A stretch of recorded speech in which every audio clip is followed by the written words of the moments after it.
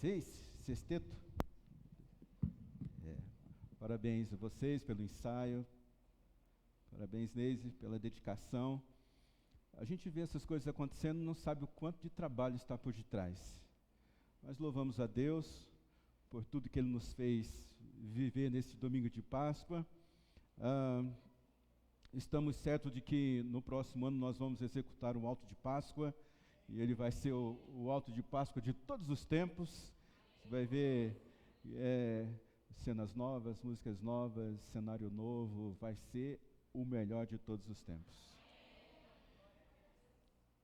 Quero compartilhar com você a palavra de Deus. Vou ler esse texto apenas para poder nos situarmos, eu não vou pregar sobre ele expositivamente. Vou fazer o uso da palavra por 15 minutos, logo após nós vamos celebrar a ceia do Senhor e, enfim, terminando a celebração dessa noite. Nós vamos ler Lucas, capítulo 23, versículo 26 em diante. E nós vamos, em 15 minutos, pensar sobre que a Páscoa, ela mostra a profundidade do amor de Deus por você. A Páscoa, ela revela, mostra a profundidade do amor de Deus por você. Lucas, capítulo 23, versículos 26, e vamos ler também parte do capítulo 24, que está logo em sequência.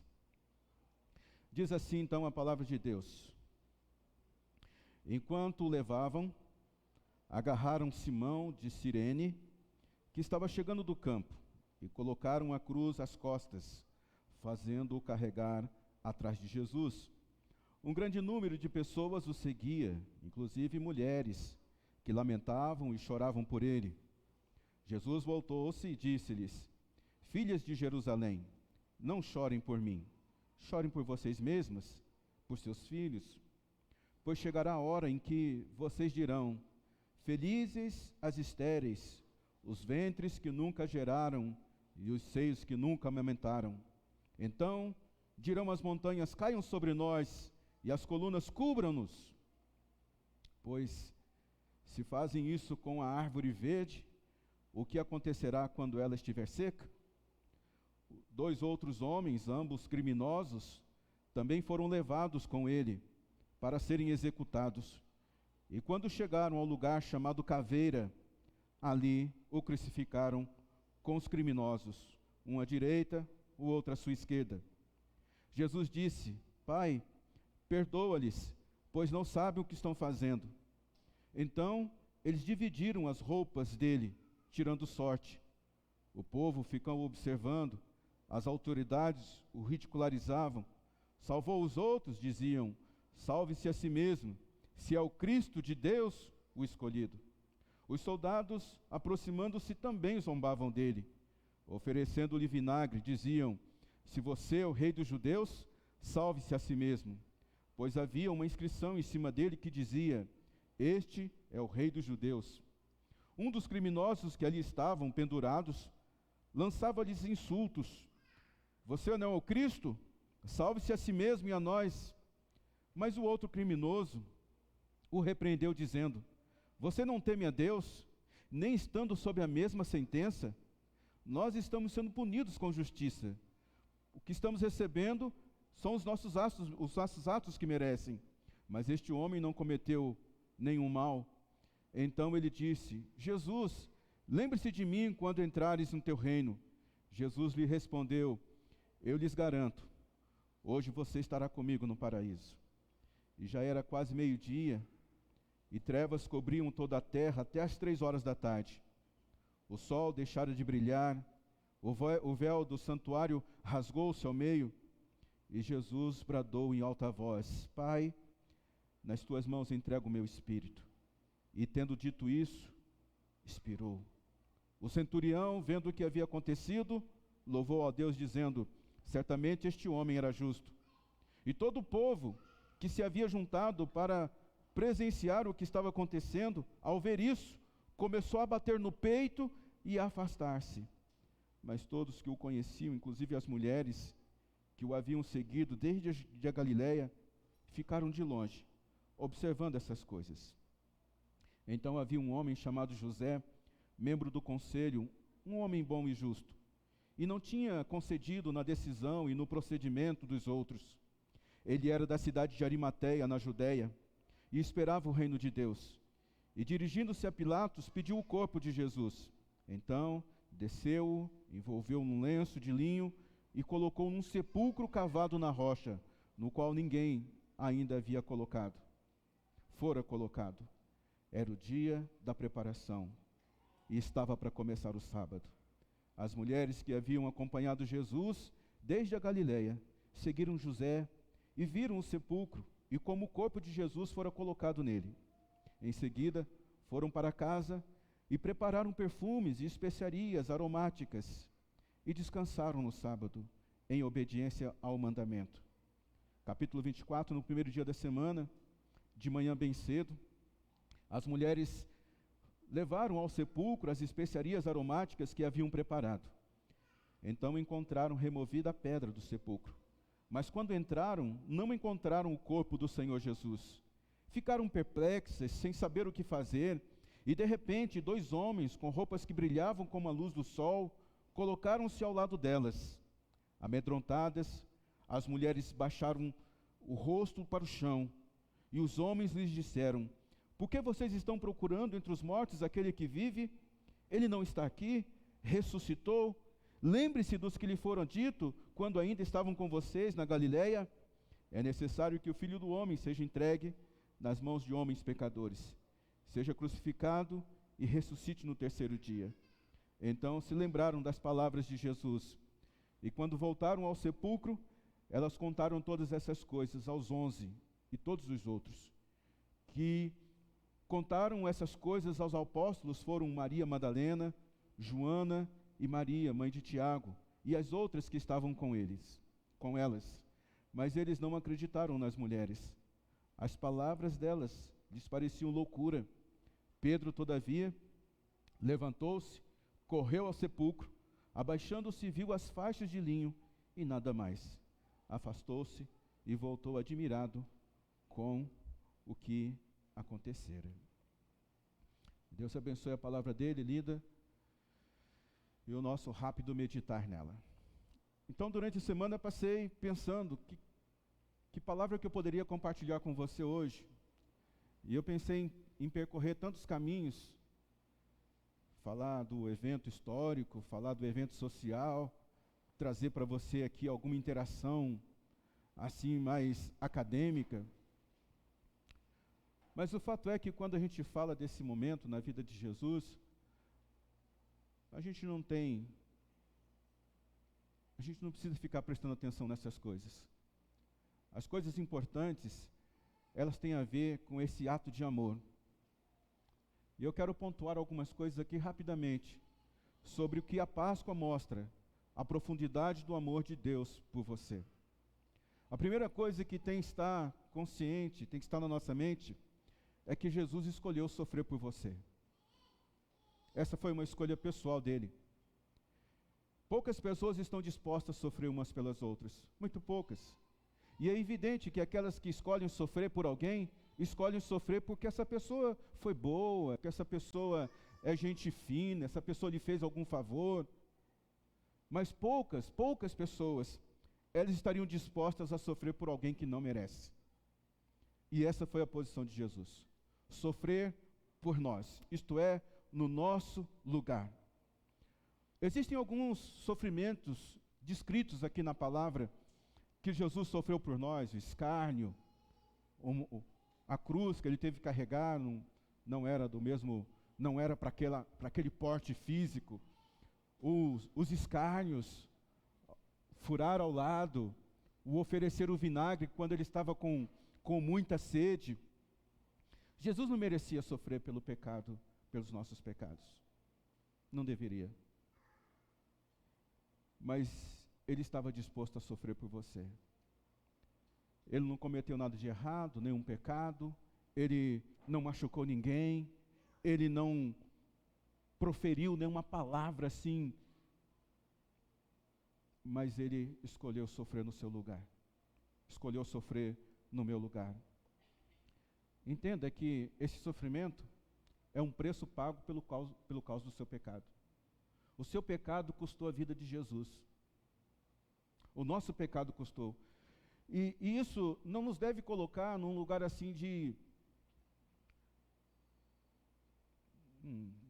que eu poderia dizer? Nossa, como eu pude fazer isso? Jesus, ele fez isso porque ele tem uma consideração muito grande por você. Ele olha para você e te enxerga como uma pessoa digna. Uma pessoa que merece receber dele essa grande dádiva que foi sofrer no nosso lugar. Sofrer no seu lugar. Eu li a história de um acidente. Um avião caiu nos Estados Unidos. Mais de 150 pessoas morreram. Então, os bombeiros chegaram lá, começaram a recolher os corpos, separar os destroços, e no meio de tudo aquilo, encontraram uma menina viva, uma criança. E aí, foram procurar saber como é que aquela menina, a única que sobreviveu nesse acidente. Então, perceberam que essa menina, ela estava envolvida nos braços da mãe. Quando perceberam que o avião ia cair, a mãe desafivelou o cinto dela, saiu da sua poltrona, correu para a poltrona da filha e abraçou sobre ela. O que os bombeiros encontraram foi o corpo da mãe sobre a criança, mas a criança estava viva. Foi isso que Jesus fez por nós. Ele nos abraçou para nos proteger desse negócio terrível que insiste em habitar na gente, chamado pecado. Se você é como eu, ser humano, vez por outra a gente começa a perceber a vida e a gente sabe que a gente está errando. Então esse é o pecado, esse é o peso do pecado. Jesus escolheu pagar o preço, sofrer no seu lugar. Esse é uma grande dádiva que revela a profundeza do amor de Deus por mim e por você. Por que isso aconteceu? Porque alguém tinha que pagar o preço. Deus é um Deus tão santo, que não pode suportar a presença de pecado, de iniquidade. Se nós fôssemos nos apresentar a Deus sem Jesus, nós seríamos fulminados na hora. Mas porque Jesus escolheu pagar o preço por nós, hoje nós podemos nos aproximar de Deus e chamá-lo de Pai. Paizinho, Abba Pai.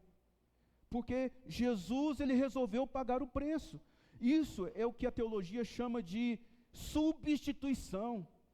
Assim, tomou o nosso lugar. Era para você estar na cruz, mas Jesus falou assim: não, este castigo não é sobre ele, este castigo é sobre mim. Isso é sobre substituição. Eu não sei se você consegue ter um vislumbre disso. Quando Jesus ele escolhe substituir a gente ali na cruz, ele estava cumprindo toda a lei, ele estava pagando toda a dívida do nosso pecado, ele estava sofrendo sobre si toda a injustiça que nós cometemos. Você imagina a tortura? Eu sempre que quando ouço aquela primeira música que o quinteto cantou aqui, aquilo me transporta para aquele momento de sofrimento de Jesus. Agora eu fico imaginando a tortura mental de Jesus, a tortura emocional. A Bíblia fala que ele estava ali no jardim de Getsêmani e a agonia era tão grande que ele transpirou sangue. Você imagina? Hoje eu e você, vez por outra, somos atormentados por pensamentos, a gente fica agoniado, preso numa cadeia de, sabe? Agora você imagina Jesus levando sobre ele todo o peso da nossa culpa, todo o peso do nosso pecado. É muita agonia. Ele levou sobre si as nossas dores. Isso nos faz compreender que a Páscoa mostra a profundidade do amor de Deus por você, em que Jesus liberta você do julgamento. Você já parou para pensar? Eu já parei para pensar. Eu estando na fila para a entrada do céu. E eu fico pensando, meu Deus, será que vamos deixar entrar? Senhor, será que vão mostrar no telão do céu lá todos os meus pecados e todo mundo vai ficar vendo, sabendo dos meus pecados? Será, Senhor? É o julgamento. É o dia do julgamento. Será que eu vou conseguir? Eu sei que muitas pessoas pensam isso. Mas a boa notícia é que a Bíblia diz que não há condenação para aqueles que estão em Cristo Jesus. Em outras palavras, quando você chegar no céu, Ele vai te abraçar, vai dar tapas nas costas e vai falar assim: filho, filha, que bom que você está aqui. Ele vai te receber na casa dele, na casa nossa, de braços abertos. Porque a morte e a ressurreição de Jesus, ele nos liberta desse julgamento. Deus, todas as vezes que você confessa um pecado, Deus está apagando os seus pecados, suas iniquidades. É como se Deus tivesse um painel lá no céu, que quando você comete um pecado e você confessa, Ele vai lá e aperta a tecla deleta. Apagou, não tem mais razão para ser julgado, penalizado, porque Ele levou sobre si os nossos pecados. E isso nos faz considerar que Deus quer que você passe a eternidade com Ele. Irmão, você vai viver eternamente, você vai viver para sempre. Deus nunca prometeu que a vida aqui na terra seria justa. Agora à tarde mesmo sofri uma grande injustiça. E é tão difícil a gente ver isso, que você acredita no ser humano, acredita nas pessoas, e daqui a pouco... Mas entenda que aqui não é perfeito, mas existe um lugar perfeito chamado céu. E esse lugar é o lugar onde nós vamos passar a eternidade com o nosso Deus, é para sempre. A decisão que você toma hoje, que a gente toma hoje aqui, é uma decisão que vai mudar o curso da nossa vida por completo. Nós vamos viver eternamente. Você consegue contar quantos dias são eternamente? Eternamente com o nosso Deus. Você passará a sua vida anos e anos e anos sem fim na presença do nosso Deus, na presença do nosso Pai. A Bíblia promete isso. Como será que vai ser no céu? Eu só consigo imaginar coisas boas. Existem bastante teorias em torno disso, de como vai ser o céu, mas eu acredito que eu vou encontrar lá as pessoas que eu amo. Eu acredito que eu vou ter as recompensas da minha labuta, da minha luta, da minha fé, da minha confiança em Deus. O meu galardão, a minha recompensa, ela está no céu. A sua recompensa está no céu. Lá no céu eu vou ter descanso. Olha, eu tenho dito essas coisas aqui, porque eu sei que muitas pessoas se identificam com ela, porque os tempos que a gente está vivendo é um tempo de muita agonia dentro da gente. Não sei se você sente isso, sabe? Tem horas que você tem um roupante assim, você fala assim, está tudo bem, mas segundos depois, você entra num momento assim de que, meu Deus, como é que eu vou fazer para sair disso? Meu Deus, como é que vai ser? Mas no céu é um tempo de só descanso, descanso. É descanso para as nossas almas. É o Salmo 23. Você vai ter responsabilidade lá no céu, mas você vai ter responsabilidade só com o que você ama. Você não vai ser obrigado a trabalhar amanhã. Tipo assim, eu vou para um trabalho, mas eu não gosto muito daquele lugar, não gosto muito daquela tarefa. Lá no céu você vai ter tarefa, mas vai ser uma tarefa que você ama muito. A promessa da Páscoa é que não há condenação para aqueles que estão em Cristo Jesus, e você é uma dessas pessoas. A Páscoa mostra a profundidade do amor de Deus, porque graças a Jesus, Deus te aceita. Sabe, eu tenho pastoreado há mais de 20 anos, e as crises mais difíceis que eu ajudo as pessoas a compreender, elas se auto-aceitarem como são. Sabe, todo mundo quer ser parecido com alguém, todo mundo queria ter a vida de alguém, todo mundo queria estar no lugar de alguém, todo mundo queria ter a aparência de alguém. A maior crise do ser humano é ser aquilo que ele não é feito para ser. Essa é a maior crise.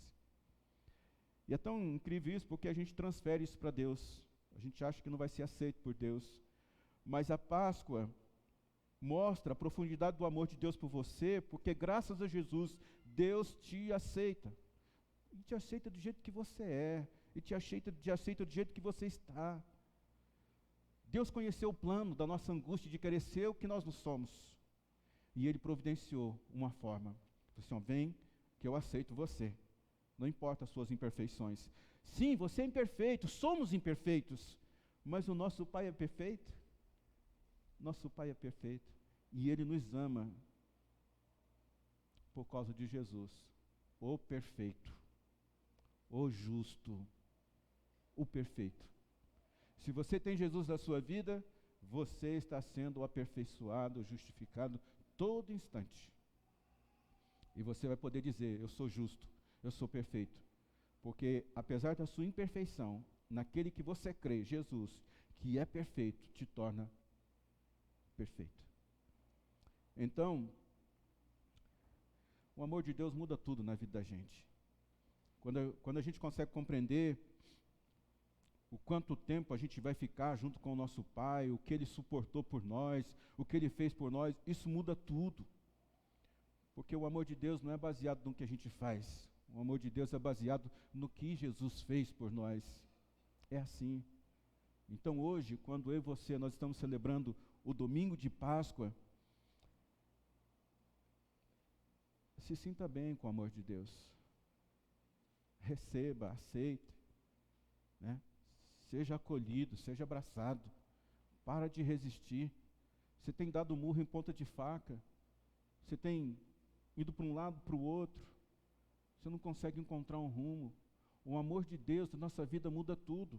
Eu poderia pedir para várias pessoas levantarem aqui e dizer para você o que significou, o que mudou quando ela resolveu receber Jesus como Senhor e Salvador da vida dela. Nós passaríamos aqui a noite inteira falando sobre essas maravilhas, sobre essas mudanças, sobre essas transformações. Então, eu penso que já passou da hora de você receber Jesus como Senhor e Salvador da sua vida e ver as coisas na sua vida mudar. Você precisa de um novo começo. Todos nós precisamos. Eu fui fazer uma pesquisa, novo começo, no Google. Mais de 2 bilhões de indicações do que é um novo começo, um recomeço. Porque todos nós estamos buscando um novo começo na nossa vida. E um novo começo começa com Deus na nossa vida, com Jesus na nossa vida. Receba Jesus hoje. Aproveita que é Páscoa. Não sei se seu coração está imerso nisso, mergulhado nisso, mas Ele fez tudo por você. Entregou tudo por você. Só está esperando o seu aceno para te receber como filha e como filho. Eu quero orar por você no final do culto. E que você receba Jesus hoje como Senhor e Salvador da sua vida.